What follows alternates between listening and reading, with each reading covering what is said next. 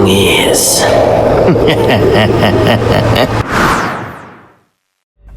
Uy! Sa akin to ah! Ako nauna dito! Sigaw ng batang si Nico habang nag-uunan silang maglaro sa bakuran.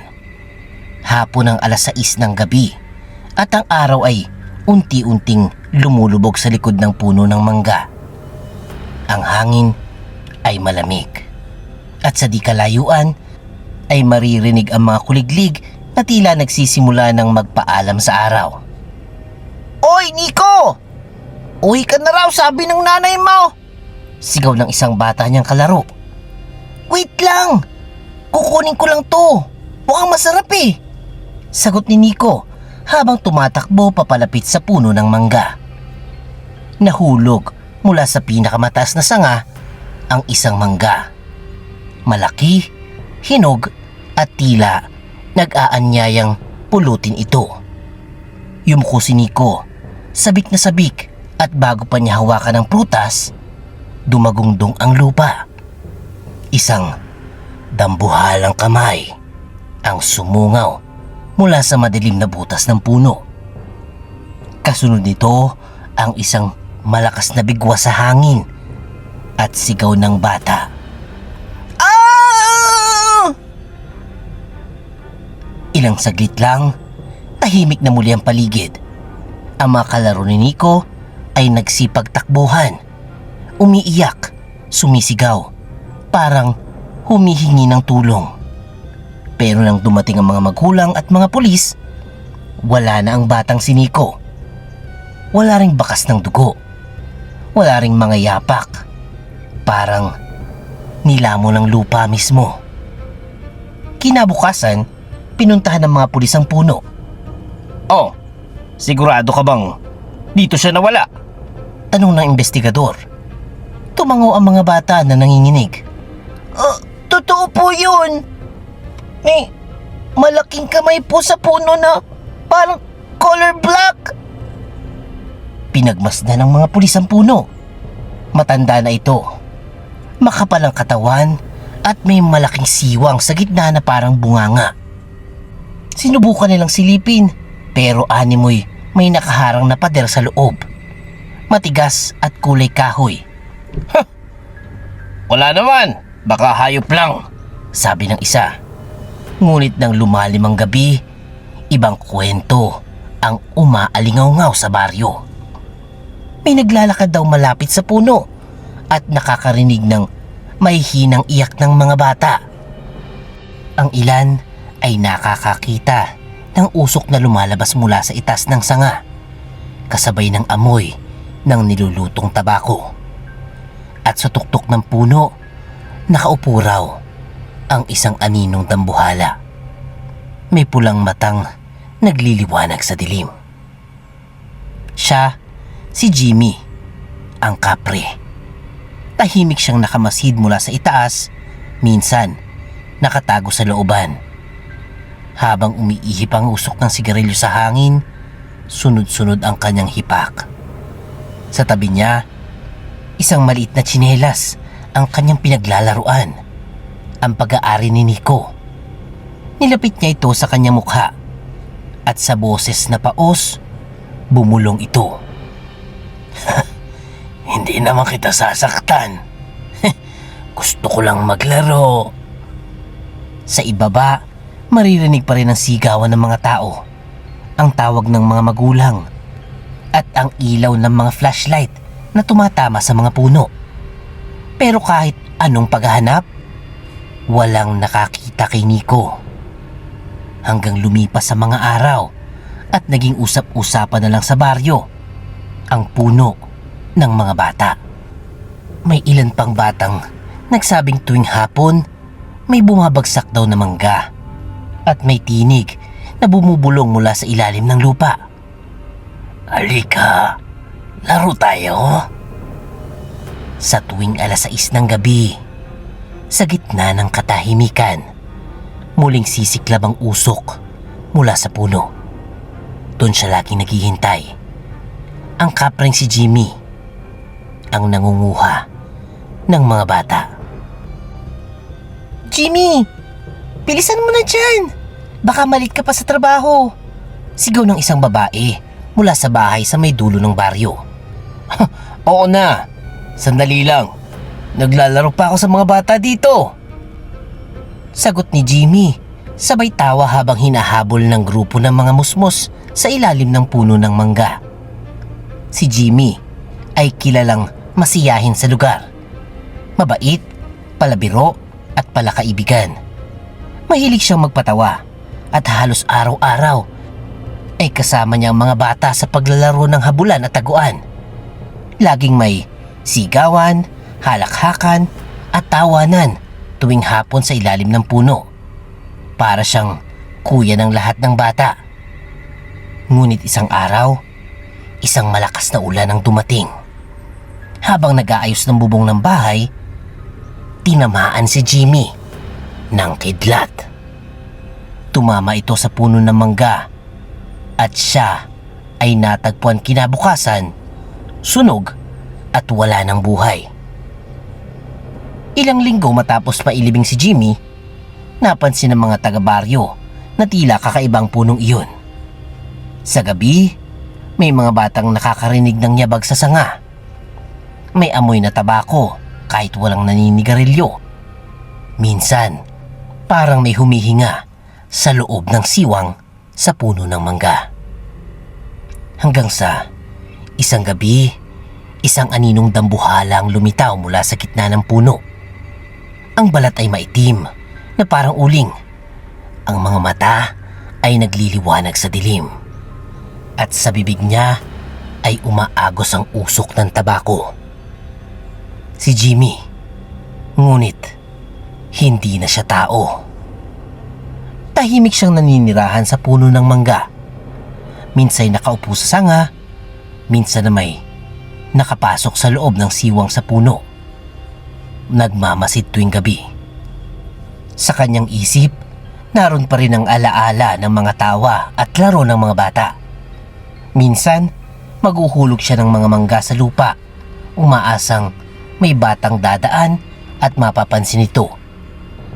Isang gabi, may batang nadaan. Nahulog ang mangga at napatingin ito sa puno. Yumuko siya para pulutin at mula sa siwang sa puno ng mangga, dahan-dahang lumabas si Jimmy. Ang boses niya ay paos, tila nagmamakaawa. Halika, laro tayo. Ngunit paglingon ng bata, napasigaw ito at nagtatakbo palayo. Naiwan si Jimmy, mag-isa, nakatingin sa kanyang mga kamay na parang kahoy, sa kanyang mga kuko na mahahaba at itim. Hindi niyo ko kailangan katakutan, mahinang sabi niya. Ngunit alam niyang hindi na siya kabilang sa kanila. Mula noon, sa tuwing may batang dadaan sa ilalim ng puno, mauhulog ang isang mangga. Tila ba ito'y patibong. Sa bawat batang yuyuko para pulutin ito, may mga matang nakamasid mula sa dilim. May kamay na handang abutin. Hindi dahil sa gutom, hindi dahil sa galit, kundi dahil sa matinding pag-iisa at kalungkutan. At sa katahimikan ng gabi, habang binabalot ng usok ng tabako ang paligid, maririnig ang mabagal na tinig na bumubulong mula sa puno. Halika! Laro tayo, please. Mainit na ang panahon, halatang paparating ng tag-init. Sa baryo ng San Miguel, abala ang mga tao sa pangunguha ng hinog na mangga. Mabango ang paligid at sa bawat bakuran ay may mga batang nagtatakbuhan, nag-aagawan sa mga prutas na nauhulog mula sa mga sanga. Hoy! Ang dami namang bunga sa punong to, sabi ng isang babae habang dumadaan. Oo nga eh. Pero, delikado daw dyan, sagot ng isa. Huwag kang lalapit dyan paggabi. May kumakalat na naman daw na kwento sa mga nawawalang bata.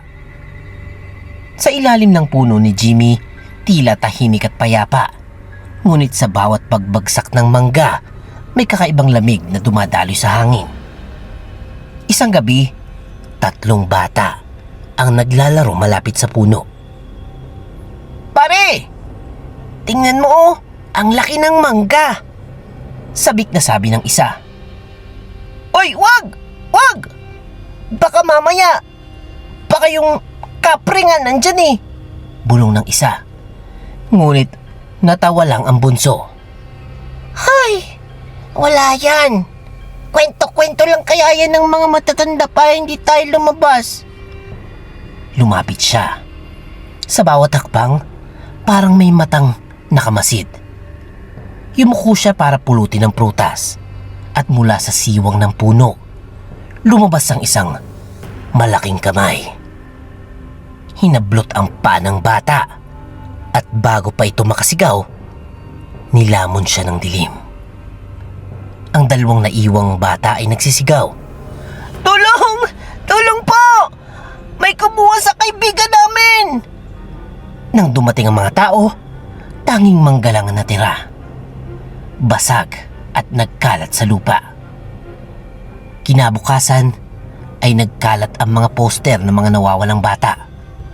Ang ilan ay may edad na 5, 6, 7 at pawang mga inosente. Lahat sila huling nakitang naglalaro malapit sa puno.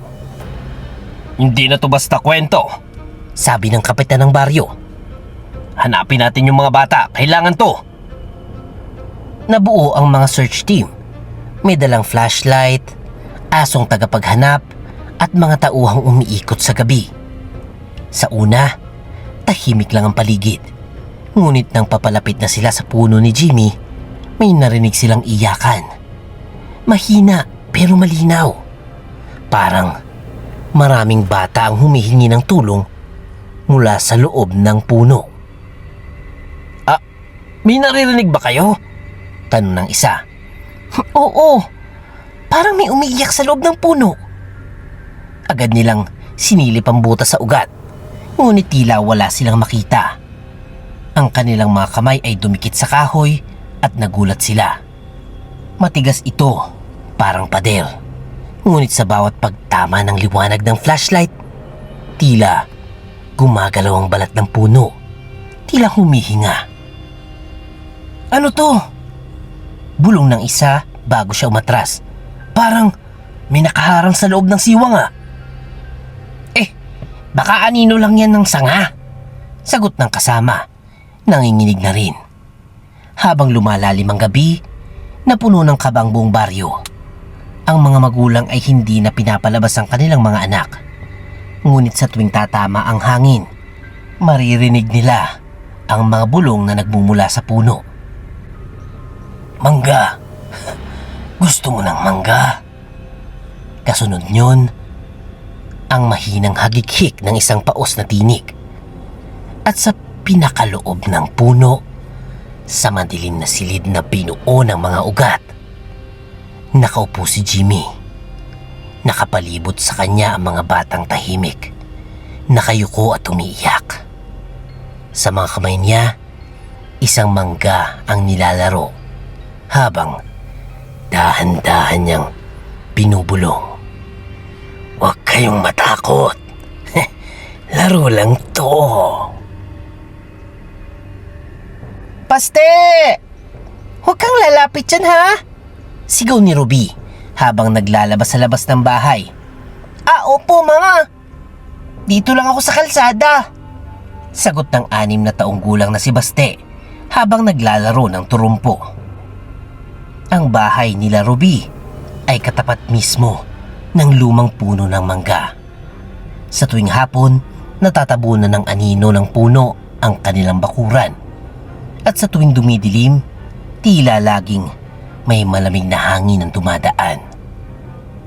Si Ruby ay isang balo na mayapa ang kanyang asawa 2 taon pa lang ang nakalipas.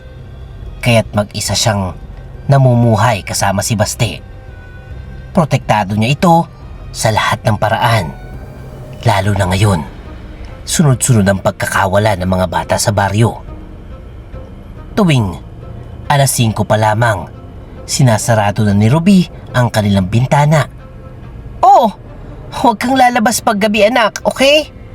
Maraming masasamang tao, maraming masasamang espiritu. Paalala niya. Ngunit si Baste ay mapusok, palabiro at curious. Batang hindi kayang pigilan ng takot. Ma, ba't po ba bawal ako dun sa puno? Tanong ni Baste minsan. Dahil may nakatira riyan na hindi mo dapat makilala. Matigas na sagot ni Ruby, sabay tingin sa puno na tila may masamang alaala. Kinabukasan, dumating ang mga kapitbahay. Ruby, tulungan mo naman kami maghanap ulit sa mga batang nawawala. Gabi-gabi na lang, nawawala mga bata. Hindi nagdalawang isip si Ruby. O sige, sasama kami ni Baste. Bitbit ang flashlight at basket ng pagkain, sumama sila sa mga taga-baryo sa paghahanap. Ang hangin ay mabigat at tila sinusundan sila ng mga matang nagmamasid mula sa dilim. Habang si Ruby ay abala sa pagtulong sa mga nanay, si Baste naman ay napalayo ng bahagya. Nadadala ng kanyang curiosity. Sa gilid ng kalsada, tumigil siya sa tapat ng puno ng mangga. Tahimik ang paligid. Tanging mga kuliglig at hampas ng hangin ang maririnig. Biglang may bumagsak mula sa itaas. Isang malaking mangga. Hinog na hinog at napakabango. Napatingala si Baste. Oh! Wow! Bulong niya, sabay lapit habang unti-unti siyang yumuko. Tila may mababang ugong na narinig mula sa loob ng puno. Parang may humihinga. Ang bango naman ito! Dahan-dahan niyang inunat ang mga kamay. Ngunit bago pa niya hawakan ng prutas, biglang gumalaw ang lupa. Mula sa siwang ng ugat, may itim na aninong kumislot. Mahabang mga daliri, parang ugat ng puno na may buhay. Umangat ito, dahan-dahan, papunta sa kanya. Baste! Sigaw ni Ruby nang mapansin ng anak. Tumakbo siya agad at nakita niyang tila may kausap si Baste sa tabi ng puno. Anak! Sino yung kausap mo? Napatigil si Baste. Napalingon sa ina. Ma!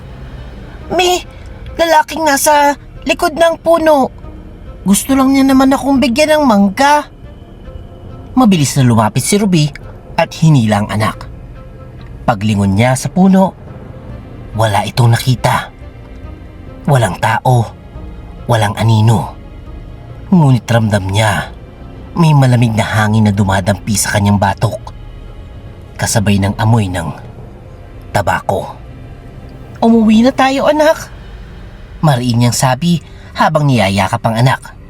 Sa likod nila, may mahinang kalusko sa mga sanga at isang mabagal na tinig na halos hindi marinig. Halika, laro tayo. Tahimik ang baryo ng isang gabi. Ang mga ilaw sa kalsada ay kumikislap-kislap. Tila pagod na rin sa tagal ng gabi. Sa bahay ni Ruby, tulog na ang karamihan, ngunit si Baste ay muling nagising.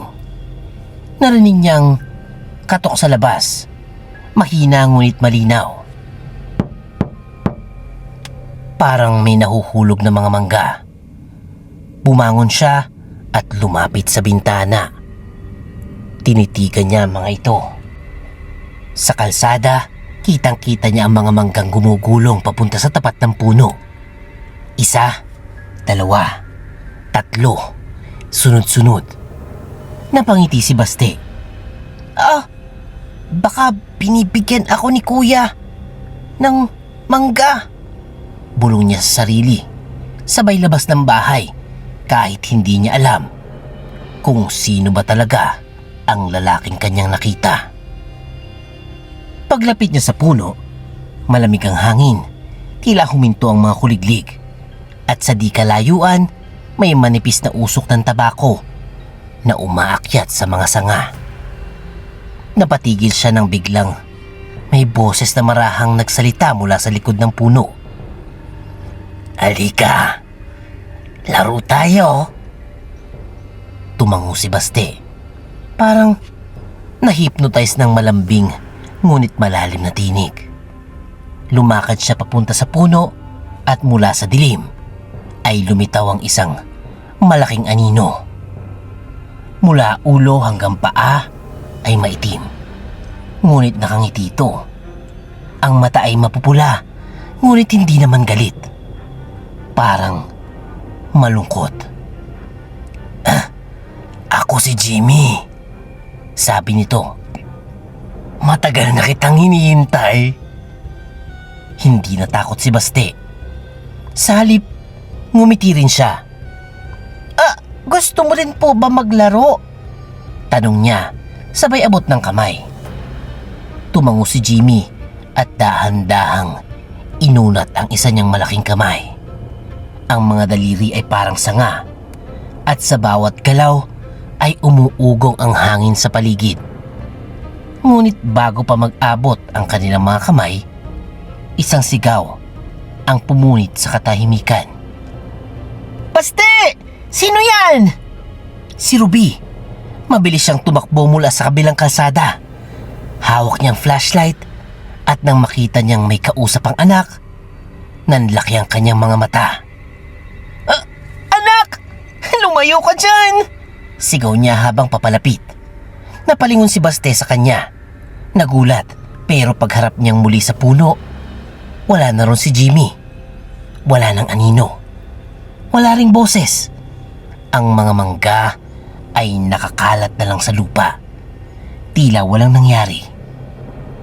Hinawakan ni Ruby ang kamay ng anak. Nanginginig. "Di ba sabi ko sa'yo, huwag kang lalapit dito?"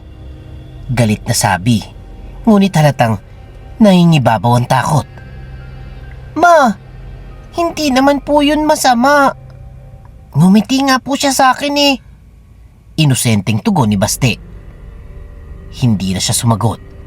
Mahigpit niyang hinilang anak pa uwi, sabay sarado ng pinto at bintana.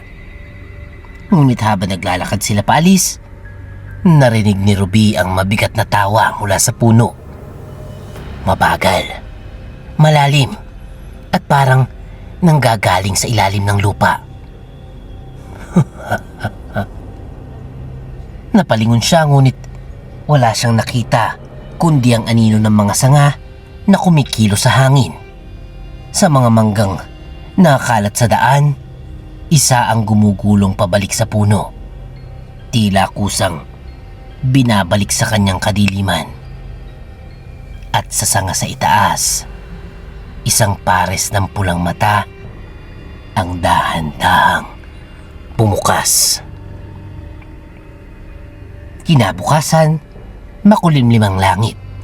Mag-aalas 6 ng gabi nang muling bumagsak ang ilang mangga mula sa puno ni Jimmy. Sa bawat pagkakahulog, tila may mabigat na tunog. Hindi karaniwan, parang may kasamang buntong hininga. Sa kabilang kalsada, naglalaro si Baste. Tinutulak ang kanyang mga laruan habang nakatingin paminsan-minsan sa puno. Ang mga mangga ay gumugulong sa direksyon niya, isa-isa, hanggang huminto sa harap ng kanyang mga paa. Napayuko ito, tumingala rin, at nakita ang puno. Malaki, madilim, tila humihinga.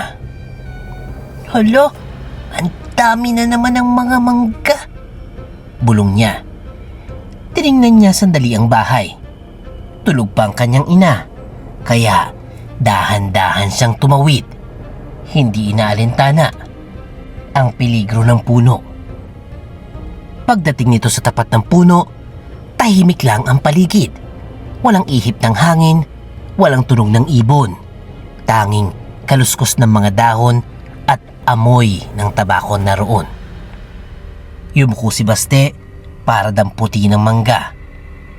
Nang biglang umukas ang siwang ng ugat sa gitna at sa ilalim ng puno. Mula sa loob, lumabas ang isang malaking anino. Dahan-dahan itong umangat hanggang sa makita ang mukha. Si Jimmy, ang kapre. Ngayon ay malinaw na malinaw. Ang balat ay parang kahoy na buhay. Ang mga mata ay mapupula, ngunit may lungkot. At sa labi ay nakaukit ang isang pilit na ngiti. Matagal na kitang hinihintay, bata. Mahinang sabi nito, paos at mabagal. Napatigil si Baste. Hindi siya natakot, parang may kung anong awa sa kanyang mga mata. Bakit mo po ko hinihintay? Tanong ng bata. Gusto ko lang may kalaro, sagot ni Jimmy, sabay abot ng malalaking kamay. Sa sandaling iyon, tila huminto ang oras. Ang hangin ay malamig at ang liwanag ng araw ay biglang nawala sa paligid ng puno. Dahan-dahang inunat ni Baste ang kanyang kamay, ngunit bago pa sila mag-abot, may sumigaw mula sa malayo. Baste! Huwag ka sabing lalapit sa halimaw na yan! Si Ruby, tumatakbo, umiiyak habang hawak ang isang pamalo. Nanginginig ang boses. Takot na takot at galit na galit.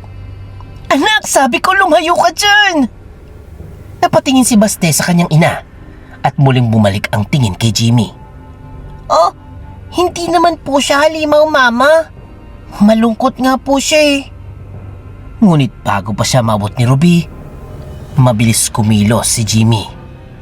Sa isang iglap, niyakap niya si Baste. Mahigpit, parang ayaw ng pakawalan. Halimaw ka! Bitawan mo ang anak ko! Sigaw ni Ruby habang tumatakbo palapit.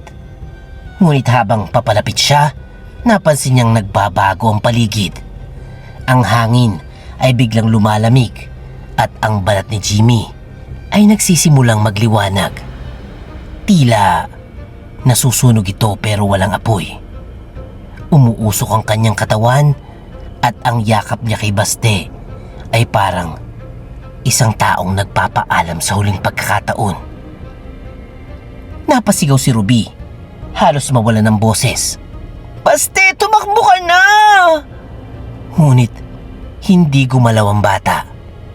Sa gitna ng liwanag, narinig niya ang mahinang boses ni Jimmy. Salamat! Hindi ka natakot. Paglapit ni Ruby, pumikit si Jimmy at sa isang iglap, parang naglalaho ang kanyang liwanag. Jimmy? Mahina ang tinig ni Ruby habang dahan-dahang lumalapit sa puno.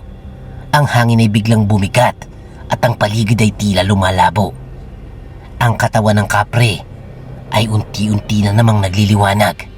Hindi dahil sa sikat ng buwan, kundi dahil sa liwanag na galing mismo sa loob ng katawan nito. Sa gitna ng liwanag, nakita ni Ruby ang mukha ng nilalang. Hindi na maitim at hindi nakakatakot na kapre, kundi ang mukha ng kanyang asawa. Diyos ko! Napahawak siya sa dibdib, halos hindi makahinga. Jimmy! Jimmy, ikaw ba yan? Tumulo ang luha mula sa mga mata ng kapre. Ang boses nito ay paos, ngunit pamilyar. Ruby, mahina nitong sabi. Patawad. Niyakap pa rin nito ni Baste. Sobrang higpit, habang ang bata ay umiiyak at nakayakap din sa kanya. Hindi ako nakabalik noon. Hindi ako nakapagpaalam sa inyo. Bulong ng kapre. Jimmy, hindi rin kami nakapagpaalam sa iyo. Nawala ka na. Akala ko... Hindi ako umalis. Nandito ko. Sa loob ng puno. Nag-iintay sa inyo. Nanginginig ang kamay ni Ruby habang dahan-dahang lumalapit. Ramdam niyang mainit ang paligid. Parang nasusunog ang hangin. Pero hindi siya umatras. Ang mga dahon ng puno ay umiikot sa paligid nila. At ang lupa ay bahagyang nanginginig. Bakit mo kinukuha yung mga bata? Tanong ni Ruby. Umiiyak. Tumingin si Jimmy sa kanya. Puno ng kalungkutan. Akala ko si Baste. Si Baste ang hinihintay ko. Akala ko makakalimutan ko ang sakit kung may kasama ako dito. Pero mali. Umiling si Ruby. Nilapitan ang kanyang asawa. Jimmy, tapos na. Nandito na kami. Bitawan mo na yung mga bata, please. Dahan-dahang inabot ni Jimmy ang kamay ni Ruby sa sandaling nagdikit ang kanilang mga balat. Muling lumakas ang liwanag. Ang paligid ay tila sumabog sa katahimikan. At mula sa loob ng puno, narinig ang mga tinig ng mga bata. Inay! Mama! Tulungan niyo po kami! Isa-isang lumabas sa mga batang nawawala. Galing sa loob ng puno, mapuputla ngunit buhay. Ang ilan ay umiiyak. Ang iba'y parang bagong gising mula sa mahabang panaginip. Ang mga tao sa paligid ay nagsidatingan, nagsisigawan at lumuhod sa lupa sa sobrang gulat. Ngunit si Ruby ay hindi tumingin sa kanila.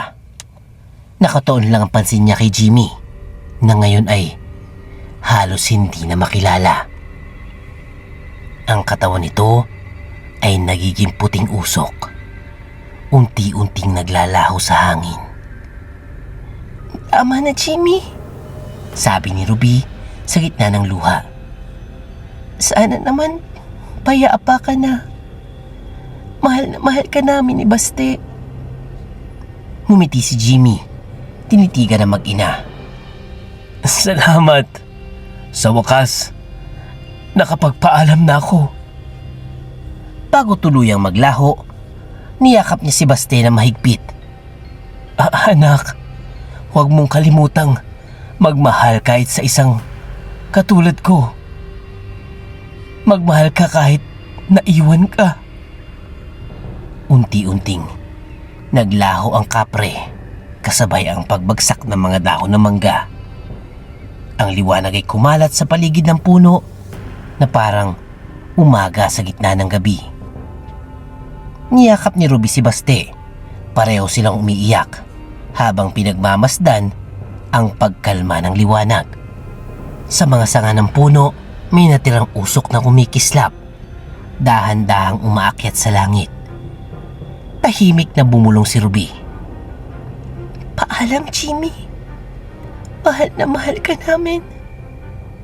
At mula noon, wala nang batang nawala sa baryo.